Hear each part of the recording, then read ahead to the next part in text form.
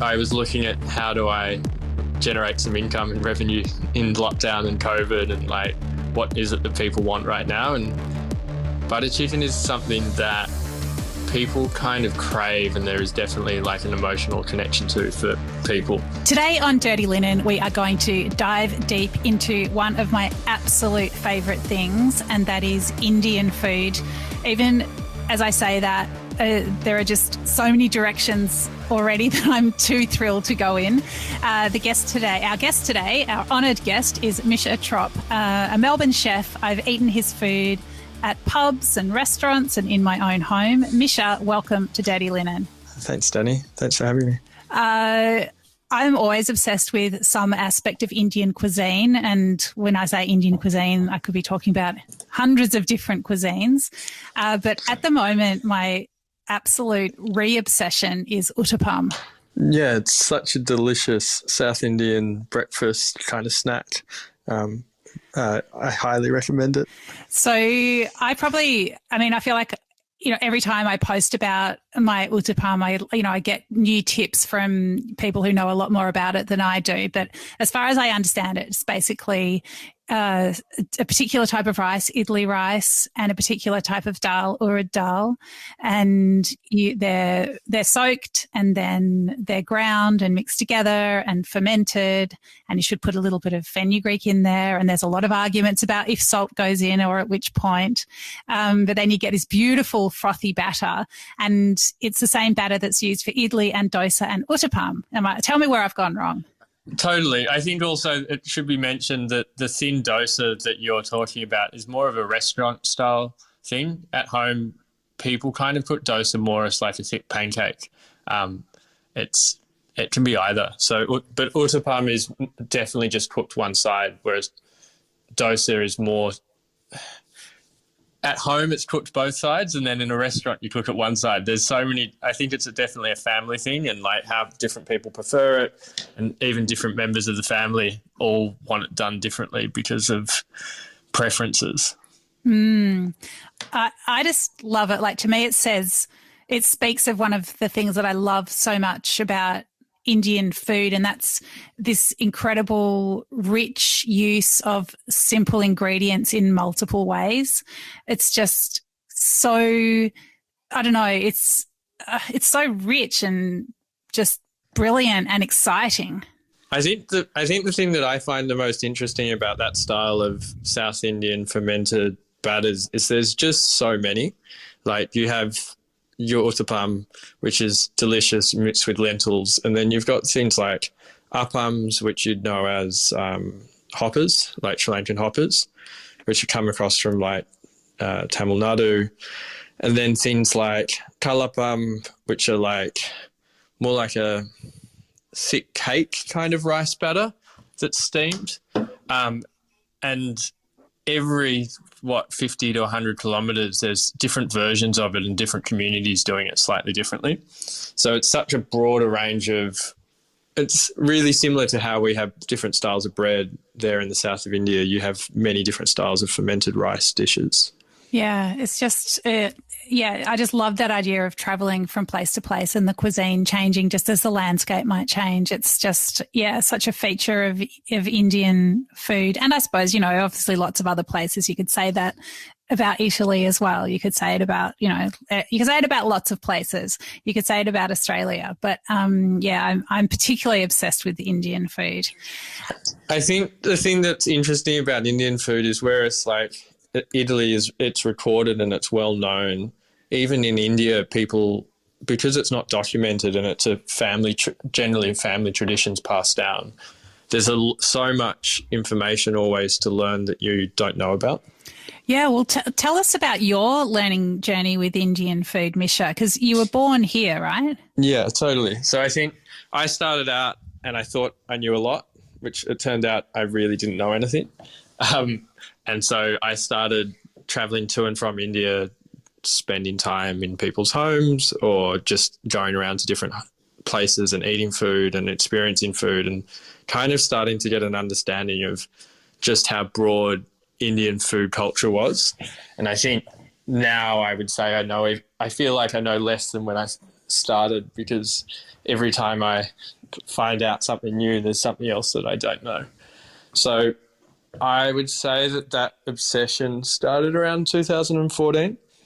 And from there, I guess over time, I've grown in confidence and spent more time understanding and developing the style of cooking that I do, to the point now where I would say I know a small amount, but the little bit I do know, I feel like I cook it well and I have the confidence to do it in a way that I'm proud of. Wow, that sounds like a really good position to be in. Because I mean, I love food because you're going to learn something every day, and that there's never any need to stop learning because, there's always more to know.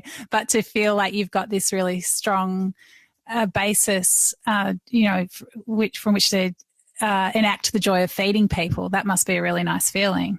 It's been really nice getting to this point where I feel like I'm confident in how I'm cooking. I definitely think as a chef you can fall into the trap of second guessing yourself sometimes, and I definitely think that I fall into that trap.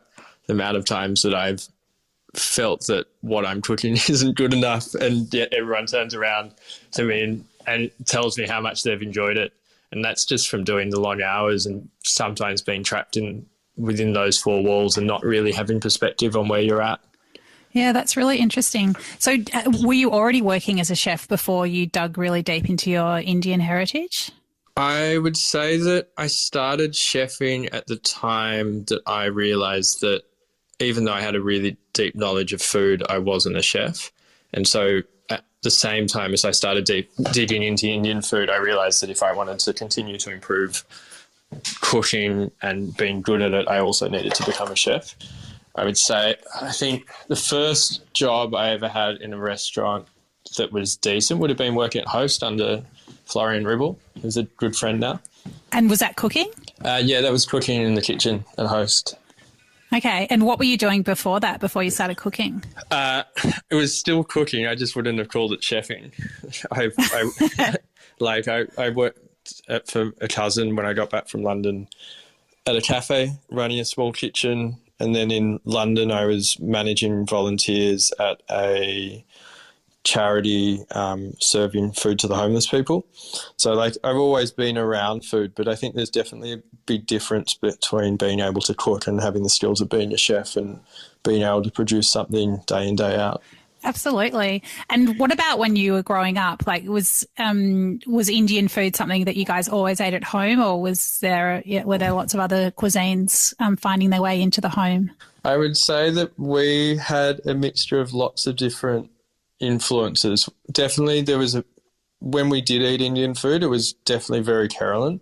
So Mum would cook like a cabbage thoran or like a squid curry, or if I harassed her enough, she'd make like a biryani.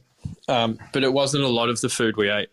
I also, dad's side of the family is Jewish, so I grew up eating gefilte fish and like all sorts of other things that a typical Indian kid wouldn't eat. Wow.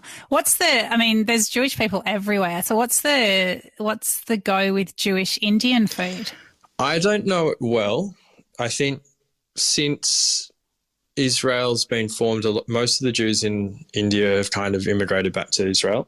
So that community is kind of dying out. I know there's a chef called Zachary who's definitely pushed regional Indian food and explored regional Indian food really well. He's based out of Bombay, and he has some recipes for like Cochin style chicken curries. But it's hard to find that knowledge because there is so few people alive these days. Wow, that's so interesting because, as you say, there's so much about Indian food that's not documented, and you just, as much as there's so much to discover, I suppose there's always a bit of a lament about what's been lost.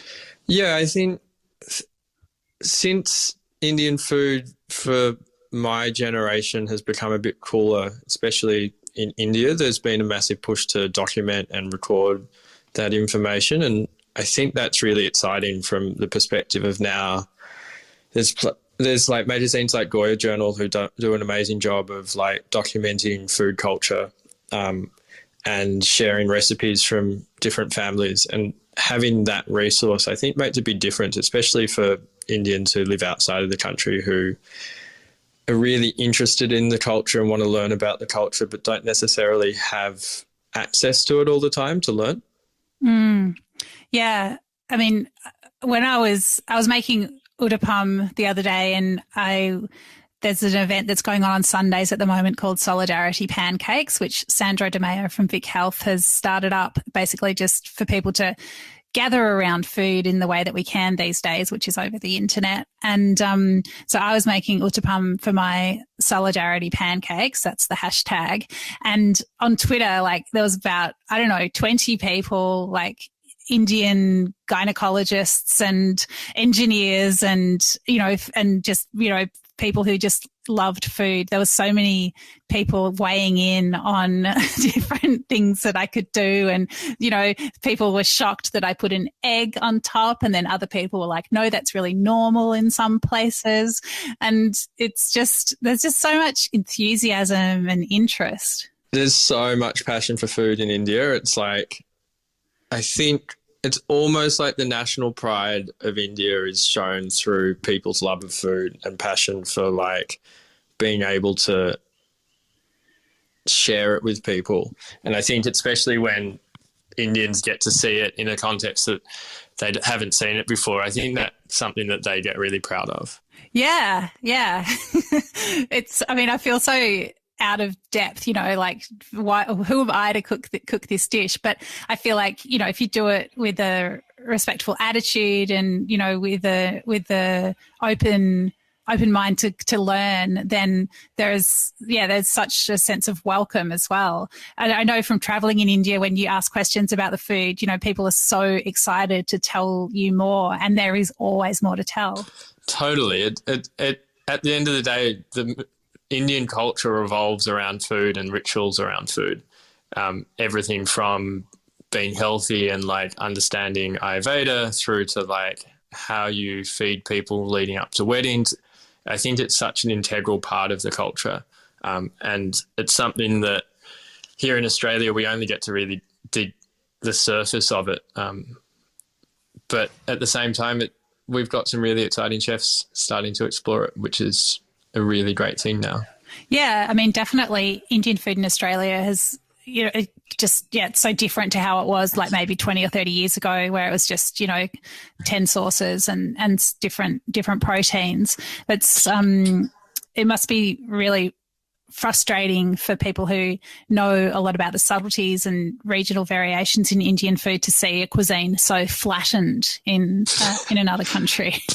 I think frustrated is a particularly good term, but also at the same time it's exciting because I think we get to now see what Indian food can be and how it can be done really well. Like if you look at like what Harry is doing with Bidji Dining and like Nabila Ansari at Sunda and what he's doing, like I think it's introducing a really high standard to a population that is really enjoying it. Well, Mischa, tell us what you're doing and how you've come to it because, I want to hear more about what happened to you. You're in the kitchen at Host and then, obviously a whole lot's happened since then. So maybe start at the end and work back. So right now we're cooking butter chicken because I guess it was an accidental business that I was looking at how do I generate some income and revenue in lockdown and COVID and like what is it that people want right now. And butter chicken is something that people kind of crave and there is definitely like an emotional connection to for people. And so I was like, well, let's just cook amazing butter chicken and cook it in big batches and I'll run around doing deliveries around Melbourne. And so I called up Dave Mack and was like, hey, can I borrow the kitchen at Pope for a weekend? And so that sold out. And I was like, well, let's do this all over again. And so in the space of a week, I threw together a brand, Elsie's, which Elsie's my grandmother. She's the one that came out to Australia and kind of helped created the life that me and my mum and her sisters all live now. And so we relaunched it and the reception's been amazing. And I'm really enjoying cooking one thing really well and kind of just bringing like food into people's lives on the weekend has been such an enjoyable process. And then before that, I just spent 13 months in India researching and developing a range of curry pastes, which are not on the market currently, but at some point will be. And then before that, I was at the Rochester Hotel cooking South Indian food. I think that's probably the last time I was doing something in Melbourne. Tell me about this time spent in India, because weren't you going to open a restaurant there as well? So I was setting up a food brand manufacturing curry pastes while I was working in Bombay. That it has kind of all been put on hold due to issues around COVID and me coming back to Australia, and the fact that for that business to continue running, I had to live and work in India, which was kind of challenging when COVID's raging, and I also needed to be in Australia and have the freedom to be able to come home. So that all kind of came to a halt around February this year. So I spent all of COVID in India, and I managed to get back on a repatriation flight. And so this last, 18 months with COVID has been such a wild experience, I guess. Yeah, that's really crazy. So when did you actually get back to Australia? So I got back in February, probably a month before everything went pretty tits up in India. Gosh. I mean, were you trying to get back for a long time? What was it all like? I made the choice to stay. I guess I can be quite stubborn, and once I decided that I wanted to get this business off the ground, the options at the time were come home to Australia to not much going on in the hospitality industry and not really any work either, or stay there. And I kind of felt relatively safe and felt that even though I'd be exposed to COVID, being in a younger age bracket, I would probably be okay, and kind of took that risk. And then by the time I left, I think less so than COVID being a struggle, it's just being in a city without a support network when you're kind of in lockdown for a long period of time. And it's hard, as everyone here kind of knows, it's hard enough managing your life when there's a lot of restrictions on it. But in an environment that's new, it just makes it incredibly more challenging. Yeah, it must have been really, really hard. And yeah, I mean, I find it so hard to imagine a city like Mumbai in lockdown. I mean, I was actually found old messages that we'd sent back and forth when we were arranging this chat, and it was when I was in Mumbai and you were giving me restaurant tips, and it just took me right back. Like I could feel the heat on me, and I could hear the rickshaws, and I just could remember how hot and sore my feet were from walking around so much. But yeah. It's an incredible city. Like Mumbai, it's loud and it's busy and there's an incredible amount of culture there. But because the majority of the city and all of the things of interest are kind of on the street and they're all outdoors, and so and then there's a few interesting places, like in terms of places like Bombay Canteen or Mast in terms of restaurant environments. I think when that all of a sudden isn't as accessible because you've got a pandemic raging through the city, it definitely removes some of the beauty of Bombay. Yeah, I just can't imagine that city not being on the street. There was this morning I woke up, I was stuck in an apartment in Gurrigal, and I walked down like the main highway through this suburb, and the only thing on the street was this cow. There was not one bit of traffic on what would have been like the busiest road in the area. It was such an incredible experience to see a city of 20 million people just completely shut down. Because I mean, I think what happened in the big cities in India is that a lot of people in normal times sort of flocked to them from rural areas. But I think with COVID, a lot of people went back to the villages, didn't they? And that was the spread that was in their first wave, came from a lot of city people going back to the villages that they're from, you know, the places that they would normally send whatever money they could home to. So even that infrastructure must have been different. I mean, they're the essential workers, right? Like those people that are just out there doing the business of the city every day. There's definitely that. There was probably 4 months where I think they called it, from what I understand, it was, and I had read, it was the biggest mass migration of people in modern history. So at the time, people were, because you had no transport on trains and that all the trains had been shut down, people were walking like 400 to 800 kilometres to get back to their villages, because obviously the support structure in the cities was relatively poor and and they had no work. And so people were just upping and leaving. I think also Bombay was different from the rest of India. It locked down a lot harder. So there you would have whole entire societies. Say my business partner at the time, she wasn't allowed to leave her apartment building for 2.5 months, not even to walk down out of the apartment building outside to get some fresh air. So we have been in strong lockdowns here in Australia, but what we experienced in that first 2 months in Mumbai was incredibly harsh. Don't think I'll ever experience anything like it again. Yeah, I mean, so you decided to stay, and then were you like, oh my God, what have I done? The first month was amazing.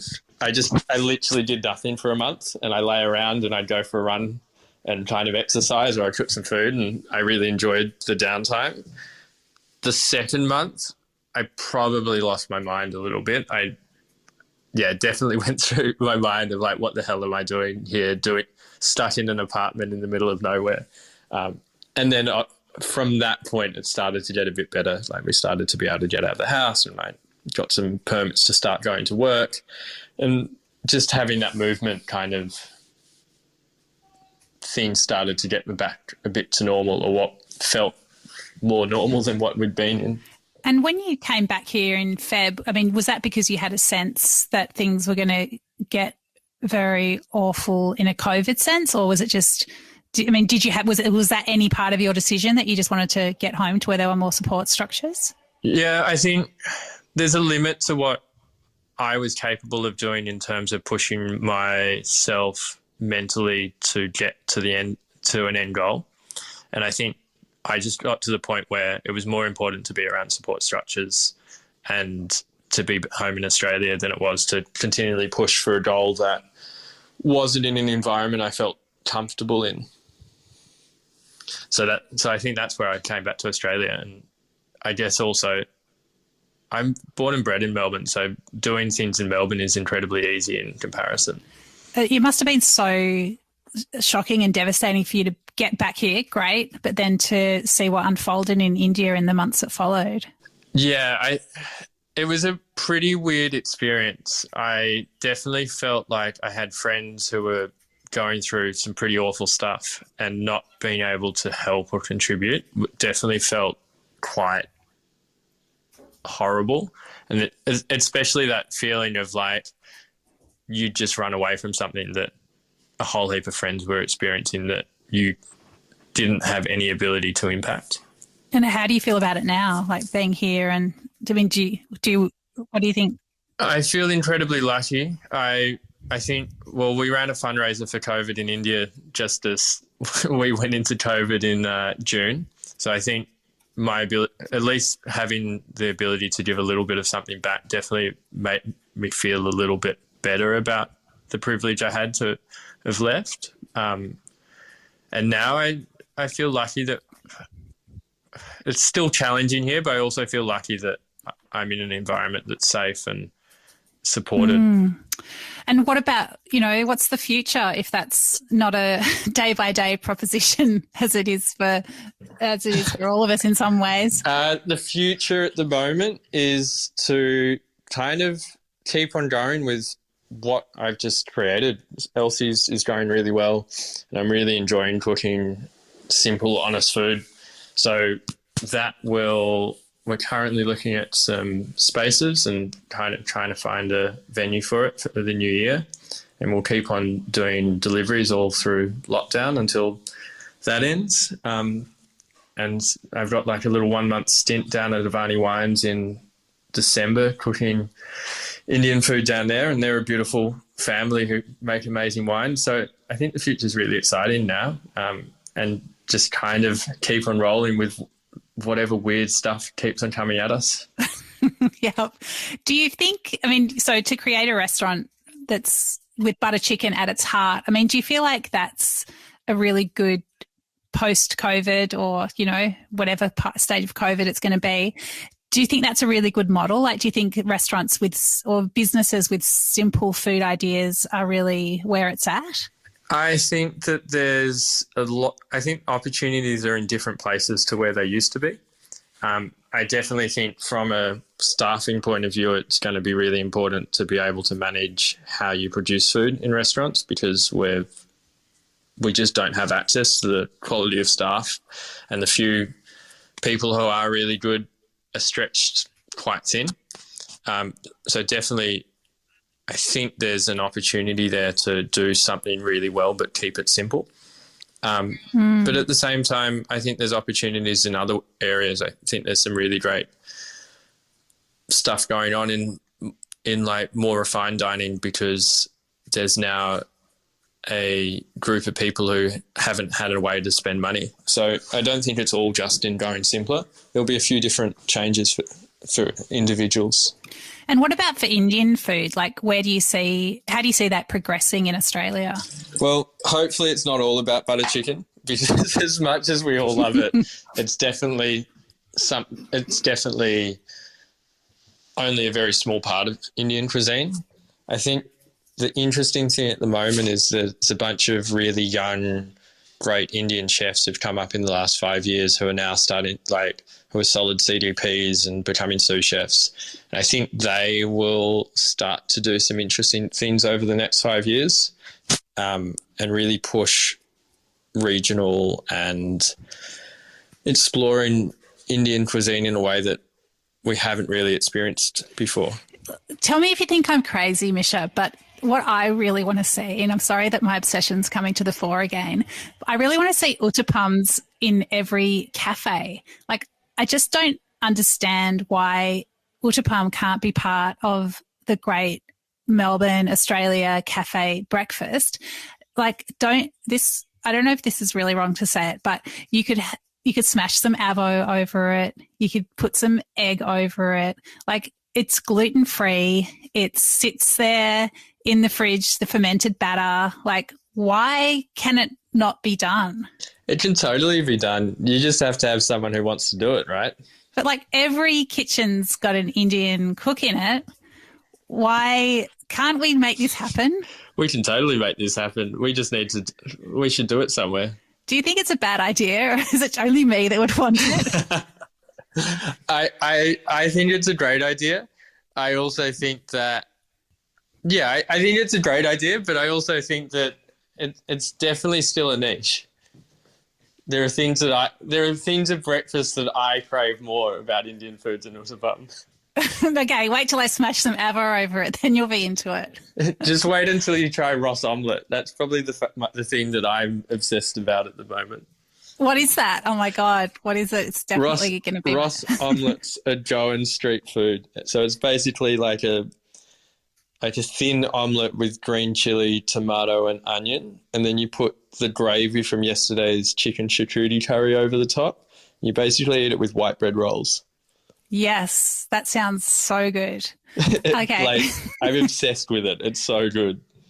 Okay, it sounds amazing. What's chicken charcuterie, did you say? Chicken charcuterie is a Goan dish. It's kind of made with coconut and spices and tomato. It's like a light coconut gravy with chicken. It's delicious, and in Goa, you get these kind of like local street stalls that serve it up, and then in the morning they're just serving it with eggs as like a local takeaway thing. Yum. That does sound outstanding. Well, okay, maybe we can have a few different items on the menu at our cafe. It sounds like a plan. All right. If the butter chicken, you can do butter chicken at night and fermented and egg Indian brunches. Do you have a stone grinder? I can lend you one if you'd like. You can make... I'm just doing it all in the Thermomix, but yeah, I should probably get a bit more authentic. Yeah, I'll lend you a stone grinder. All right, it's on. Mischa, is there anything else that you'd like to say? No, I think we've covered it all. Thanks for having me, Dani. Thank you so much. Take care. And good luck with Elsie's. The butter chicken is outstanding and everyone needs to try it. Thank you, Dani. This is Dirty Linen and I'm Dani Valent. We air the issues that the hospitality industry finds hard to talk about, hearing from different people with unique perspectives. We want to hear from you as well. If you have something that needs to be said about a topic, get in touch so we can include your perspective. Contact us at dirtylinen@deepintheweeds.com.au or hit us up on Insta at Dirty Linen Podcast. We can't wait to hear from you. This